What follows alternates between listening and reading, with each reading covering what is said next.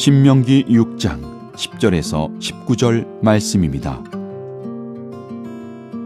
네 하나님 여호와께서 네 조상 아브라함과 이삭과 야곱을 향하여 내게 주리라 맹세하신 땅으로 너를 들어가게 하시고 내가 건축하지 아니한 크고 아름다운 성읍을 얻게 하시며 내가 채우지 아니한 아름다운 물건이 가득한 집을 얻게 하시며 내가 파지 아니한 우물을 차지하게 하시며 내가 심지 아니한 포도원과 감람나무를 차지하게 하사 내게 배불리 먹게 하실 때에 너는 조심하여 너를 애굽 땅 종되었던 집에서 인도하여 내신 여호와를 잊지 말고 내 하나님 여호와를 경외하며 그를 섬기며 그의 이름으로 맹세할 것이니라. 너희는 다른 신들 곧 내 사면에 있는 백성의 신들을 따르지 말라. 너희 중에 계신 너희의 하나님 여호와는 질투하시는 하나님이신즉 너희의 하나님 여호와께서 네게 진노하사 너를 지면에서 멸절시키실까 두려워하노라. 너희가 마사에서 시험한 것 같이 너희의 하나님 여호와를 시험하지 말고 너희의 하나님 여호와께서 너희에게 명하신 명령과 증거와 규례를 삼가 지키며 여호와께서 보시기에 정직하고 선량한 일을 행하라. 그리하면 내가 복을 받고 그 땅에 들어가서 여호와께서 모든 대적을 내 앞에서 쫓아내시겠다고 내 조상들에게 맹세하신 아름다운 땅을 차지하리니 여호와의 말씀과 같으니라. 아멘. 하나님의 말씀입니다. 오늘 말씀의 제목, 복의 근원을 기억하고 하나님을 시험하지 말라, 이런 말씀의 제목으로 하나님의 말씀 함께 나누겠습니다. 어제 큐티 본문에 보시면 하나님께서는 당신의 백성들이 꼭 들어야 될 그 말씀을 이렇게 말씀하셨죠. 쉐마 이스라엘, 이스라엘아 들어라. 너희는 마음을 다하고 또 뜻을 다하고 힘을 다하여 주 너의 하나님을 사랑하라.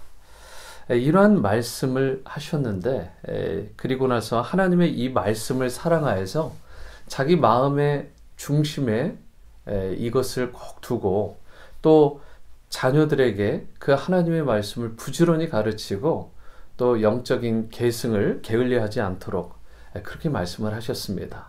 이 모든 것들을 지키는 자, 하나님의 그런 뜻대로 행하는 자에게 하나님께서 복을 주신다라고 말씀하셨는데, 그 복의 내용이 무엇이냐? 오늘 본문 10절과 11절 말씀입니다. 여러분 한번 잘 보시길 바라요.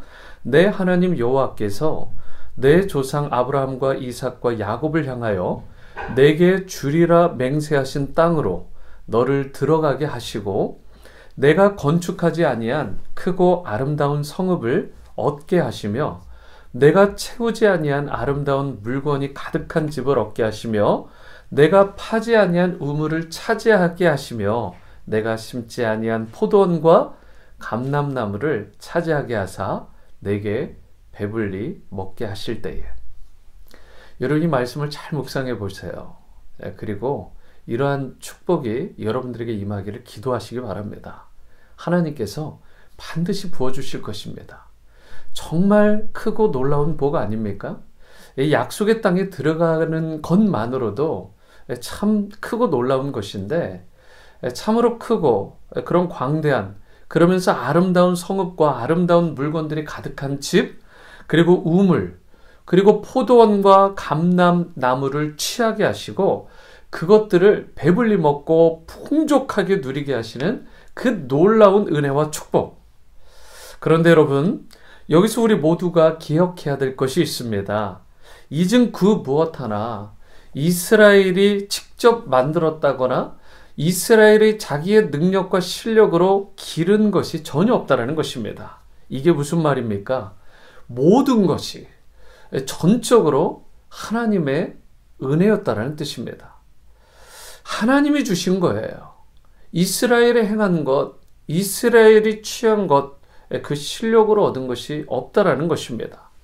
여러분, 이스라엘 백성은 그렇다면 어떻게 해야 될까요?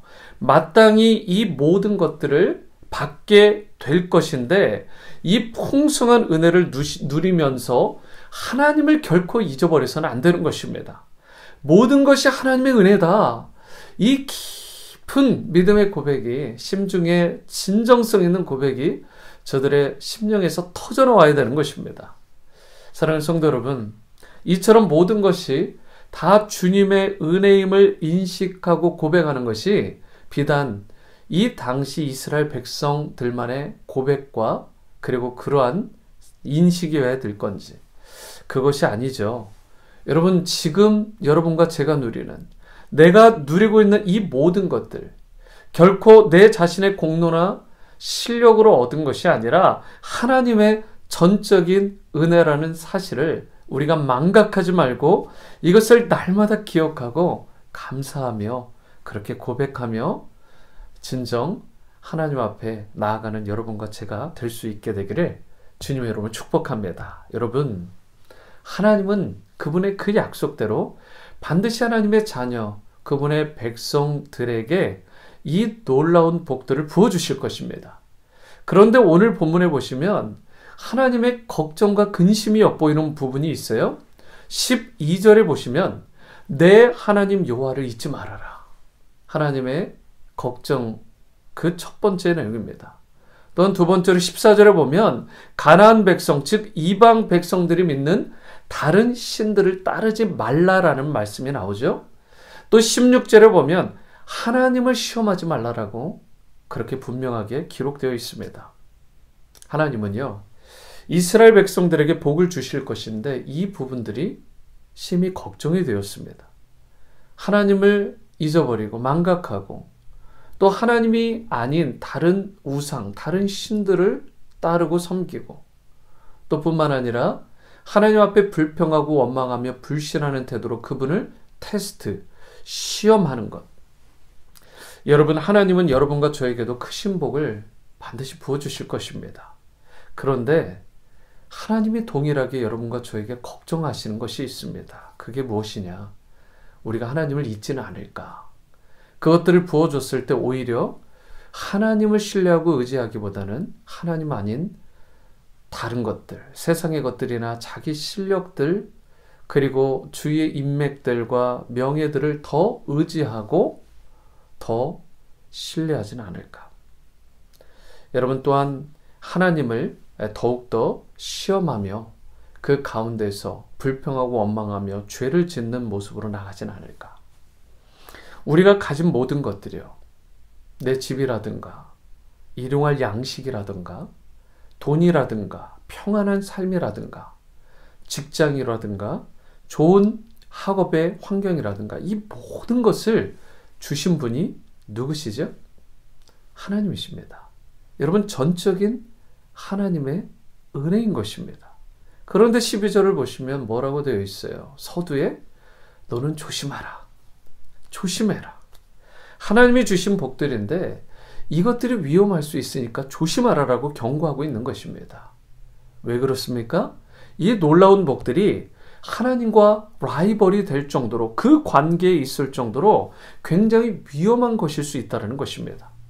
하나님을 오히려 잊어버리게 만드는 그러한 악한 요소들로 전락해버릴 수도 있다는 것입니다. 하나님이 주신 축복인데, 하나님이 주신 형통의 복인데, 여러분 사업도 직장도 학업도 잘 되게 하시고 물질의 복도 주시고 시간과 건강도 주시는데, 그러면 더욱 하나님께 감사하고 그분을 더 사랑하고 그분을 더 잘 섬겨야 되는데, 어리석은 인간들은, 죄성이 있는 인간들은 그만 하나님을 잊어버리고 하나님이 아닌 다른 것들을 더 신뢰하기 시작하고 더 하나님이 아닌 것들에 마음을 두며 하나님을 불신하는, 시험하는 태도를 보일 때가 많이 나올 수 있다는 것입니다. 사랑하는 성도 여러분, 저와 여러분들이 기도하면 하나님은 그 약속대로 반드시 주십니다. 그러나 더 중요한 것이 있죠. 응답 받고 나서의 바로 후속 조치, 하나님을 잊어버리지 않고 기억하는 자세가 필요하다는 것입니다. 하나님을 결코 잊어버리거나 그분 앞에 배은망덕한 일을 해서는 안 되는 것입니다. 그런데 안타깝게도 실제 역사적으로 봤을 때도 여러분 경제적으로 풍요롭고 잘 살았을 때 사람들이 하나님을 섬기고 경배한 적이 거의 없었어요. 여러분 언제 하나님을 오히려 잘 섬겼느냐? 환난과 핍박이 올 때 신자의 신앙이 더 순수하고 그리고 그 가운데서 하나님께 더 나아갔다는 사실입니다. 9/11 사태가 터졌을 때 6.25의 국난을 지나는 상황 가운데 요즘과 같은 코로나의 위기를 겪는 가운데 오히려 도리어 하나님 앞에 순전한 믿음으로 나갈 수 있는 찬스일 수 있다는 것. 여러분 그렇다면 이 어려운 시기를 우리가 잘 겪고 잘 보내야 되는 것입니다. 만약에 그런데 여러분 배부르고 넉넉할수록 더 내가 근신하고 끼어서 주님만 의지하고 붙드는 그런 인생이 돼야 되는데 그렇지 못하다면 그 주어진 것들이 오히려 저희들에게 우리에게 있어서 심판거리가 되고 근심거리가 되고 죄거리가 되는 것입니다. 형통은 오히려 우리를 타락과 타협의 위협으로 인도할 수 있다는 걸 깨닫고요. 형통한 때일수록 모든 것이 하나님의 은혜임을 잊지 마시고 우리가 하는 요즘에 캠페인이 있죠. 이 영적 거리 좁히기, 하나님과의 영적 거리 좁히기, 스피리추얼 리어링을 통해서 하나님께 날마다 더 가까이 가는 여러분과 제가 될 수 있게 되기를 축원합니다. 성도 여러분, 어렵고 힘들 때 새벽에 도우시는 하나님께 간절한 마음으로 의지하며 나아가시기 바랍니다. 기도하시기 바랍니다. 아침에 깨어서 여러분 살아계신 하나님을 먼저 찾고 기도의 무릎을 꿇으시고 333 기도, 아침에 일어나서 또 점심에 시간을 정해서 또 저녁에 하루를 마무리하는 그 순간에 여러분 우리에게 응답하실 그 하나님 앞에 기도의 무릎을 간절히 꿇어주시기 바랍니다. 하지만 동시에 기억하시기 바라요. 하나님이 풍요로움을 부어주실 때 더욱더 우리가 하나님을 사랑해야 된다는 것. 우리를 질투하시기까지 사랑하시는 그분의 크신 사랑에 반응해서 주님만 더욱 사랑하고 의지하며 그분만 예배하고 경배하는 그런 여러분과 저의 삶이 될 수 있게 되기를 주님의 이름으로 축원합니다. 기도하십니다. 사랑과 은혜 주님, 우리가 신앙생활을 하면 할수록 형통의 복에 초점을 맞추고 무엇을 더 얻을 수 있을까, 더 가지고 줄 수 있을까를 그렇게 고민하며 부르짖는 것에만 나아가는 자들 되지 않게 하시고 이 시간 우리의 기도생활, 믿음 신앙생활을 점검해 보기를 원하오니 하나님 형통의 복보다 더 중요한 하나님과의 영적 거리 좁히기에 우리의 모든 관심이 집중될 수 있게 하시고 반드시 하나님은 약속대로 형통의 복을 부어 주실 터인데 그때에 더욱더 하나님을 신뢰하고 의지하며 주님만 우리의 하나님으로 예배하고 경배하는 그러한 우리의 인생 다 되어지게 도와 주시옵소서.